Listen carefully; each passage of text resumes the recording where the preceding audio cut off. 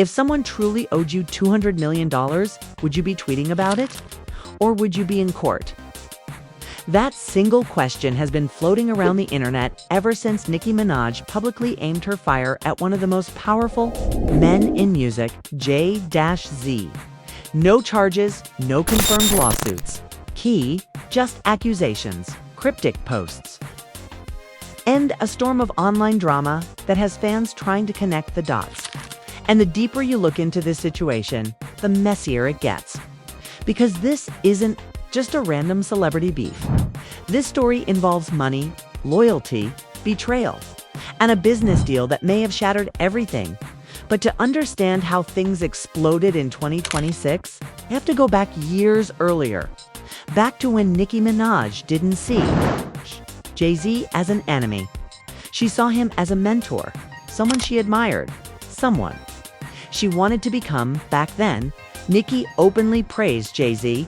She called him one of her biggest inspirations, not just musically, but financially.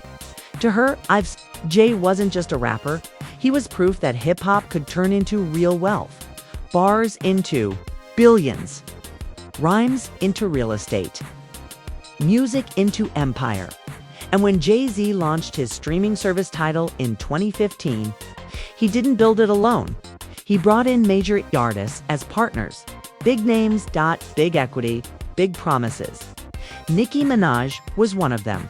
She reportedly received around 3% ownership in the company, and she didn't just sit back and collect checks.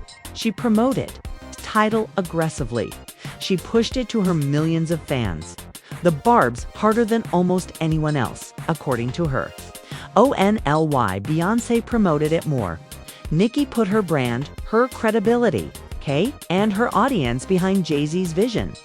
She believed in the platform, but years later, that belief would turn into bitterness, because in 2021, Jay-Z sold Tidal to Jack Dorsey's company for roughly $300 million. And that's where everything cracked. Nicki claims that after all her loyalty and promotion, she just offered just $1 million one check. Take it or leave it, but here's the part that shocked people. She says she was actually owed $102, $200 million. That number set the internet on fire.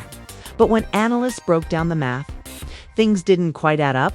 If she owned around 2 to 3% and the company sold for $300 million, that would equal maybe $6 to $8 million, not hundreds of millions. And that's before dilution from other investors. Plus, reports say Tidal wasn't even very profitable. It had losses, new funding rounds, shares shrinking, meaning her payout could have been even smaller.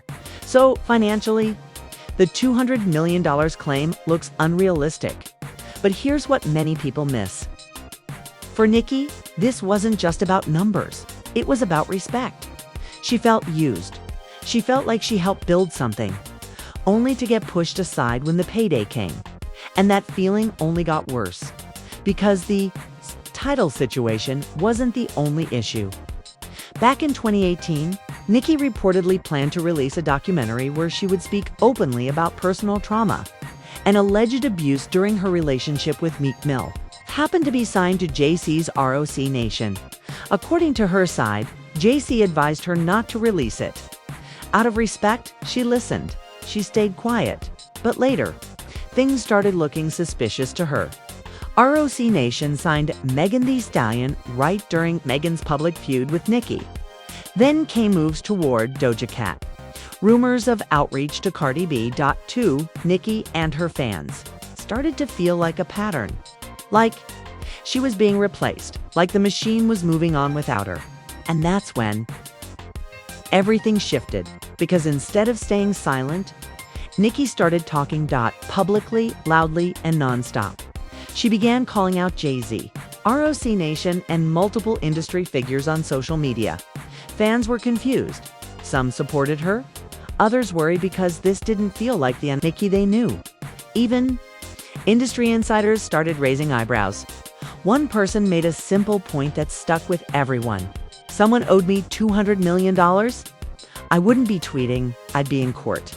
And honestly, it's hard to argue with that.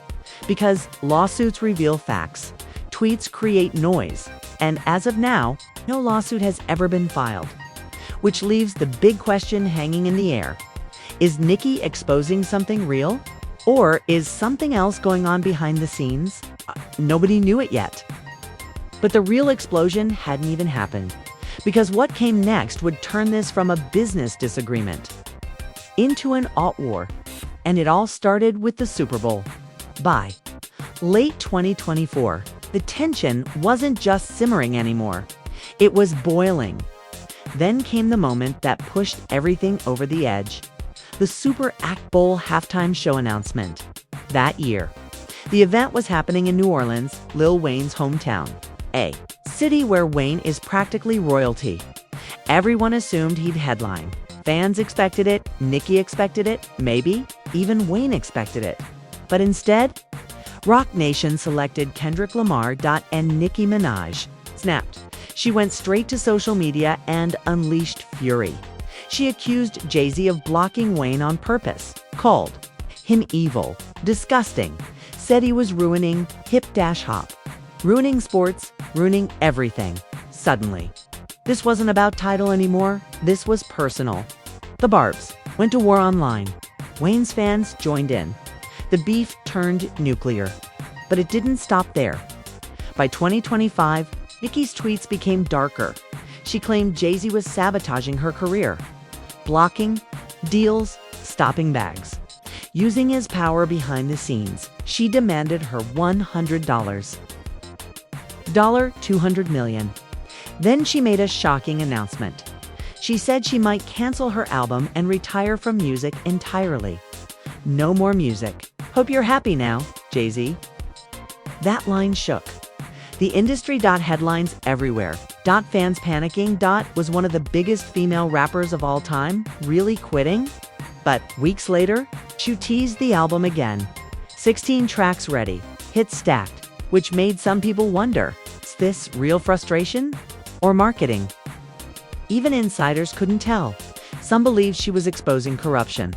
Others thought she was going through something personal. Then came Grammy Night 2026. While artists walked red carpets, Nicki stayed home on X. Typing. And what followed might have been the most explosive social media meltdown hip-hop has ever seen. She accused Jay-Z and industry elites of dark conspiracies, talked about sabotage. Contracts. Power plays, even posted old photos trying to question Jay-Z's past relationships. She went after multiple celebrities. Hosts. Commentators. Anyone who mentioned her. It felt like scorched earth. No one was safe. And through all of this chaos, Jay-Z said absolutely nothing. No tweets, no statements. No statements. Just silence, which only made things more mysterious. Because usually, ROC Nation is quick to send lawyers, quick to sue bloggers, quick to protect their brand. But with Nicki, nothing. No major lawsuit, no public response, just quiet. And that silence created two camps. One side said, he's guilty. That's why he's quiet. The other side said, he's too powerful to even respond. Meanwhile, Nicki kept posting. Jay stayed silent. And the world kept watching, because at this point, nobody knows what's true anymore. Is Nicki Minaj exposing real industry manipulation? Or is this emotion, stress, and social media chaos? Is Jay-Z protecting himself legally or ignoring drama beneath him? One thing's certain, this isn't just gossip. This is one of the most explosive feuds hip-hop has ever seen. Money, power, egos, contracts, and two giants refusing to back down. And until someone steps into a courtroom or finally breaks the silence, all we have are tweets, and questions.